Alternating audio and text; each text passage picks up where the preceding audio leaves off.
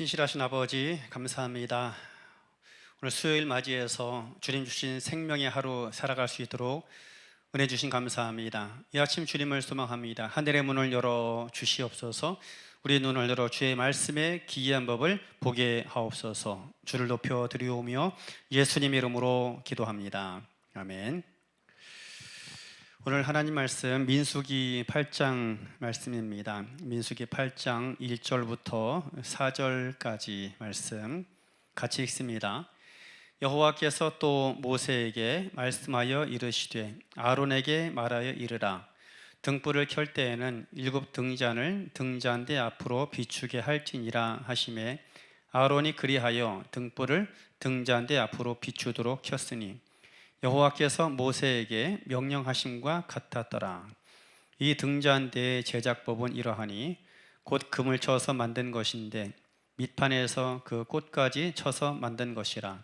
모세가 여호와께서 자기에게 보이신 양식을 따라 이 등잔대를 만들었더라.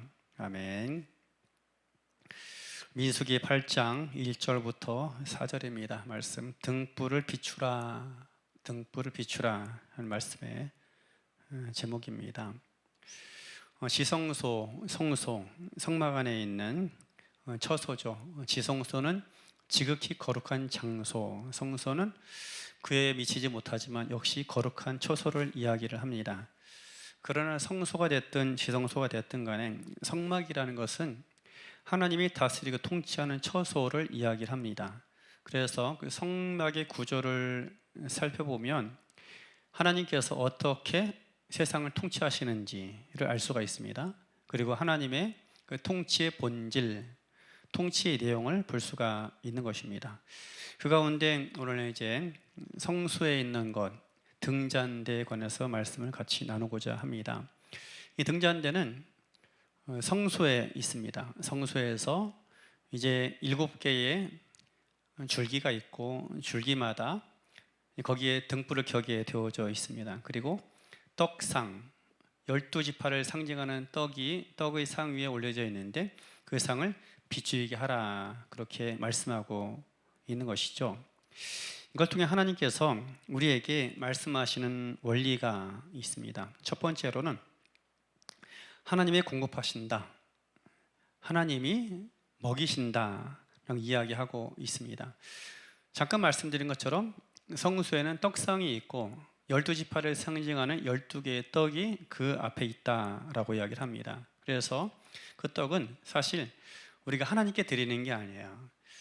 우리들이 제사할 때 보면 누군가 조상신에게 하든 어떤 암흑의 신이 됐든 간에 그들에게 음식을 바치고 음식을 마시고 먹고 우리에게 어떤 응답을 주세요, 우리가 원하는 것 주세요, 아니면 잘 보아주세요 하는 차원으로 제사를 드립니다. 제물을 드리는 것이죠. 그렇게 음식을 드립니다. 그런데 성소 안에 있는 떡은 그렇게 하나님을 향해 있는 게 아니에요. 하나님께서 이스라엘 백성들에게 주시는 떡을 이야기하는 것입니다. 말하자면 여기 12지파 하나하나 모든 지파들을 내가 먹이고 그들을 양육하고 돌본다라는 것을 말씀을 하고 있습니다. 우리가 수고하고 많은 일을 합니다. 그런데 여러분, 우리의 수고에 결실이 있게 하고 더 나아가서 그 결실이 있고 우리의 삶이 복되게 하는 그런 중요한 이유가 있다면 하나님의 공급하심과 하나님의 먹이심이라는 것이죠. 그것을 계속 비추라는 것이죠. 말하자면 우리의 생명이 누구에서 오는가, 우리의 먹고 마심이 누구로부터 공급되는지를 기억하라는 것입니다. 하나님은 우리를 먹이시는 하나님이십니다. 우리의 필요를 채우시는 하나님이십니다. 우리의 배고픔을 아시는 분이라는 것이죠. 그래서 그 하나님으로부터 우리가 채우심을 받고 하나님으로부터 공급받는 삶을 기억하라. 또 그 하나님께서 우리의 삶의 필요를 채우실 것이다 라는 것을 기억하라 하는 것입니다. 그래서 그 등잔대의 등불을 떡상을 향해서 비추라 이야기를 하고 있는 것이죠. 그리고 두 번째로는 하나님의 깨어있음을 말씀합니다. 하나님은 깨어있습니다. 깨어있어서 눈동자같이 우리를 살피시는 분이라는 것이죠. 등잔대 등불이 켜져 있으면 어둠이 물러가고 그 앞에 있는 모든 것들이 환하게 비추임을 입게 됩니다. 하나님이 그처럼 이스라엘을 돌보신다, 지켜보신다 라는 것입니다. 이것은 깨어 있어서 지켜보심을 말씀하는 것이죠. 재미있는 것은 이 등잔대의 가지가 무엇으로 만들어지는가 하면 이른바 감복숭아라고 하죠.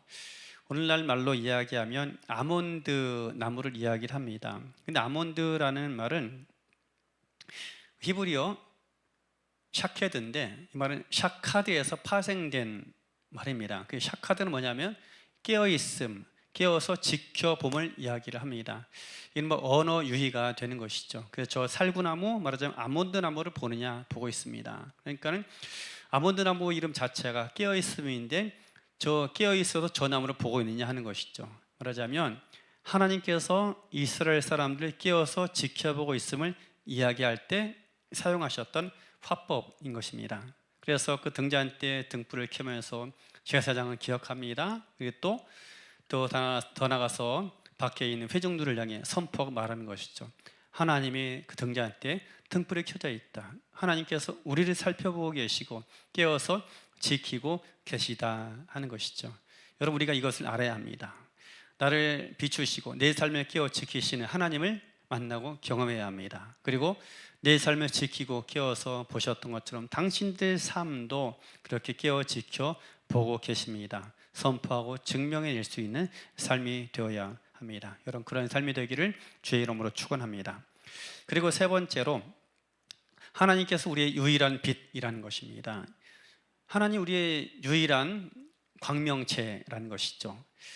성소라는 것은 사실 외부에 창문이 나 있지 않아요. 그렇기 때문에 성소와는 캄캄합니다. 근데 그곳에서 유일한 빛이 있다라면 바로 등잔대에서 나오는 빛이 되는 것이죠. 그 등잔대 빛이 꺼지게 되면 성소와는 캄캄하게 되는 것입니다. 이걸 통해 말씀하는 것이 바로 그것입니다. 말하자면 성소 안에 유일한 빛이 등잔대인 것처럼 너희가 세상의 유일한 빛이라는 것이죠. 실제로 요한계시록에 보면 맨 처음에 사도 요한이 밤모섬에서 환상과 계시를 경험하게 돼요. 그런데 예수님 모습이 어떤가 하면 7 금초대 사이를 다니시는 분이라고 이야기합니다. 그런데 7 금초대, 말하자면 7 등잔대죠. 한 등잔대는 그 당시 소아시아 7교회를 이야기합니다. 물론 그 당시 교회가 7개밖에 없었던 것은 아니에요. 그런데 당시에 모든 교회를 대표하는 교회가 7교회인 것이죠. 그래서 교회는 뭐냐? 등불, 빛이라는 거죠. 예수님께서 마태복음에서 말씀하시기를 너희가 세상의 빛이라 하신 것처럼 교회는, 성도는 세상의 유일한 빛인 것입니다.